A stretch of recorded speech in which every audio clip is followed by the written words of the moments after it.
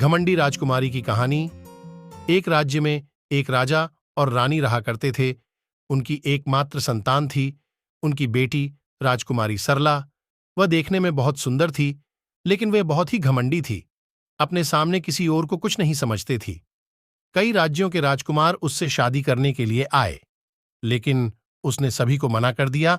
एक दिन एक राज्य का राजकुमार उस देखने के लिए आया। राजकुमारी ने उसको बहुत भला बुरा कहा, उसको अपमानित करके अपने महल से निकाल दिया, क्योंकि वह उसके राज्य से, छोटे राज्य से आया था।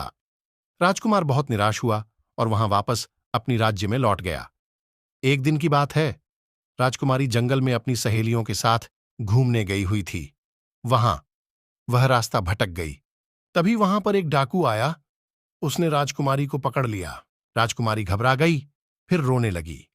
तभी वहीं राजकुमार जो उसे देखने आया, वहां से गुजर रहा था।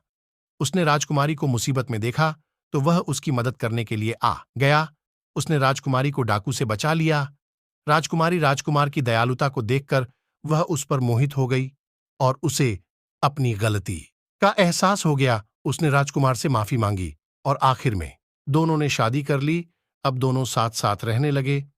इस कहानी से हमें ये शिक्षा मिलती है कि हमें कभी भी घमंड नहीं करना चाहिए और दूसरों का सम्मान करना चाहिए।